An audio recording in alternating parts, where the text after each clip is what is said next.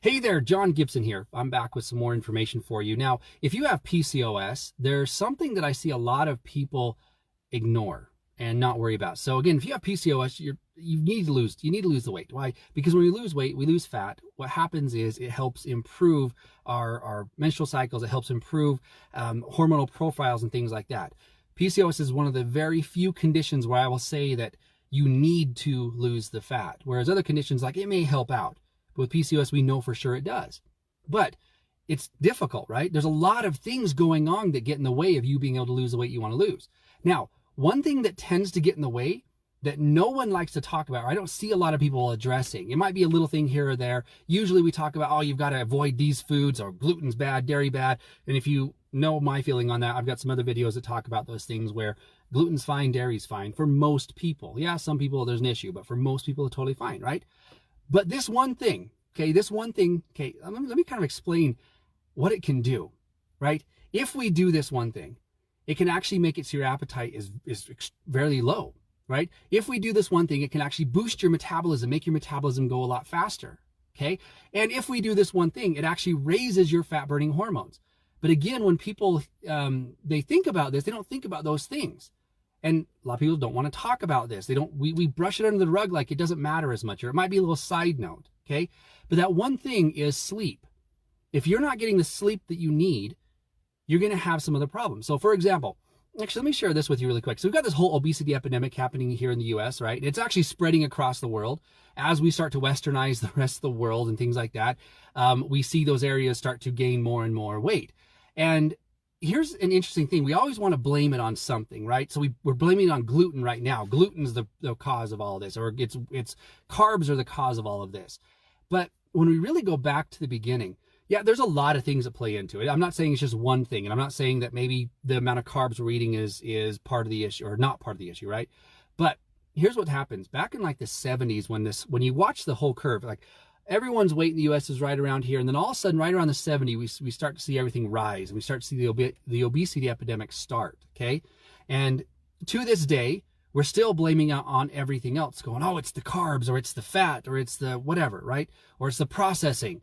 When those things haven't necessarily changed in forever, but we're trying to improve things, but we're not seeing an improvement in our health, okay, overall at least.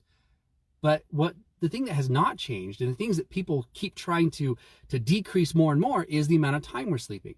You see, back in the 1970s, something happened where people started sleeping on average about 2 hours less than what they normally did. And then we start to see this whole rise going on, right? So again, I'm not saying sleep is the whole cause, but it's definitely a part of the cause. And what happens? When we don't get enough sleep, okay, or a good quality sleep, what happens is our hunger hormones actually start to go up. And so the next day we want more food. And so all the studies that have looked at sleep and appetite, they find that when someone doesn't get enough sleep, they tend to eat more food the next day. Does that make sense? Okay. So the next thing also, well, if we don't get enough sleep, our metabolism is slower the next day. And so when we think about metabolism, we typically think about, okay, how many calories I'm just burning as I'm sitting there doing nothing. But how does it slow down our metabolism? How does lack of sleep slow down our metabolism? Well, are you going to get up and go for a walk if you're tired? Right? Are you going to run around if you're tired? The majority of the time, you just want to sit and lay in a chair or something like that, right? You just want to rest. And so because you're not moving, you're not doing things, right? Your metabolism is going to be slower. Does that make sense? Okay. Along with that, now the next thing that does, when we don't get enough sleep, it actually lowers our fat burning hormones. You see, okay, for example, growth hormone. Growth hormone is one of the main fat burning hormones, especially in women, okay?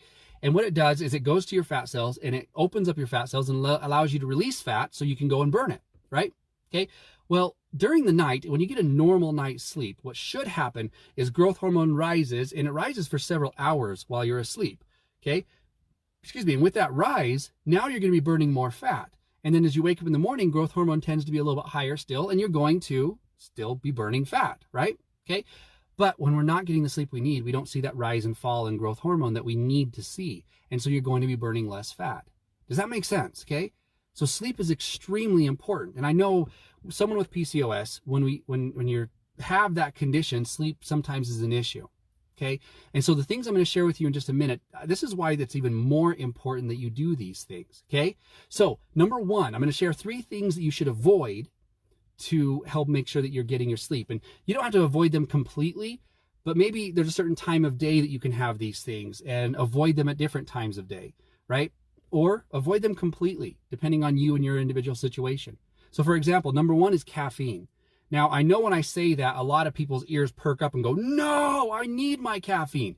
Well, I'm going to say this. If you need caffeine in the morning to be able to function the rest of the day, caffeine may be your problem. Okay, caffeine may be part of the problem. It's almost like I don't want to call it an addiction because I don't necessarily feel like you get addicted to caffeine, but in a way it kind of is, because what it does is caffeine hinders your sleep at night, which then requires you to need caffeine to wake up in the morning, and then maybe caffeinate yourself throughout the day so you have the energy you need because you didn't get enough sleep, which then affects your sleep the next night, and so on and so forth. Does that make sense? Okay, because I mean, we all know this, that caffeine hinders your sleep. It makes it so you can't fall asleep as easy sometimes. But I do hear people every once in a while say, oh no, I'm totally fine. I have caffeine and I fall asleep within minutes. It's totally fine. No problem whatsoever. But here's what does happen. Even though you may fall asleep, your body doesn't go through the normal REM cycle. So for example, we've got our deeper sleep and we've got our shallow sleep. And deeper sleep, we need lots of that deep sleep.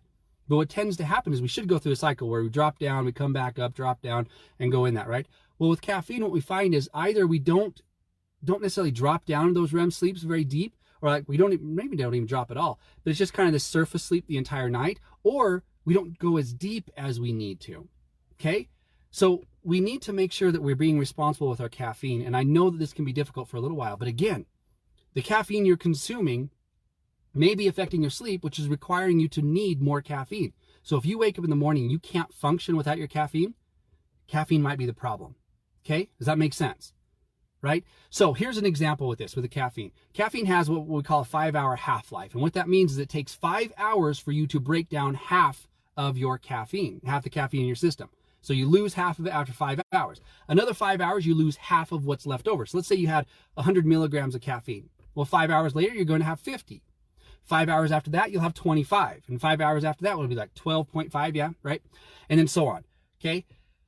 Well, if you consume caffeine at like 4 o'clock at night, by the time you're ready for bed, you still have a large amount of caffeine in your system.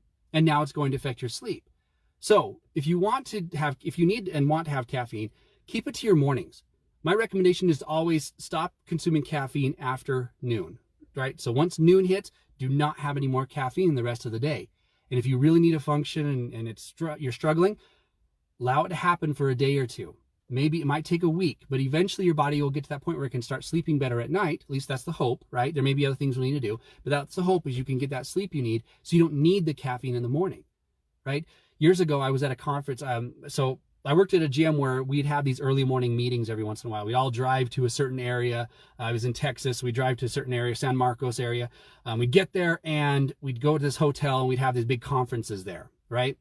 It was so all the gyms from San Antonio, and I think we'd have some maybe from Houston and from Austin would show up, and there might be some others from different areas would show up to this location. We'd all get there. Well, at that time, I wasn't consuming any caffeine at all. And I would get there at 8 in the morning and I was ready to go. And I was like, yeah, here we go. And I'd see my friends walk in holding their cups of coffee or whatever Starbucks they got. And they'd walk in and I'd look over and go, hey, how are you doing? And I would get this look. And it was almost like they'd look at their coffee. They'd look at me back at their coffee like, does he not know I haven't had enough of this yet for him to even talk with me? And it took them probably an hour or so before they were functioning well enough. But these people also, I would work evenings with them, and in the evening, they would be consuming coffee to help keep themselves going until like 9 o'clock at night, right? That's going to affect their sleep. They need more caffeine in the morning, right? Does that all make sense? Okay, so limit caffeine in the mornings, okay? Or if you can, eliminate it and maybe use it on a every once in a while basis, okay? Now, the second thing that we need to avoid or work on is alcohol. Okay, now again, I'm not going to say to anyone you have to completely avoid alcohol 100% and never drink it or anything like that, but we need to be careful with it, okay? Because years ago, they used to use alcohol as a nightcap in hospitals. So what they do is they go to these hospitals and say, hey, okay, you need to have or here's your alcohol, little shot of alcohol just to help you fall asleep faster, right? Well, what they realized was, or after doing some research, is that yes, people fall asleep because it's a depressant, right? It causes you depresses your system, so it allows you to fall asleep. Okay, does that make sense?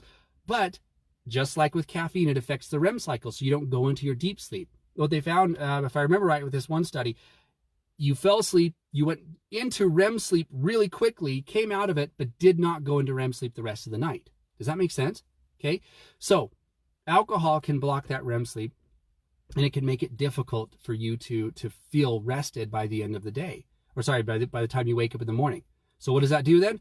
Well, it lowers your fat burning hormones, it slows down your metabolism, it raises your appetite, and then we have some problems there. Does that make sense?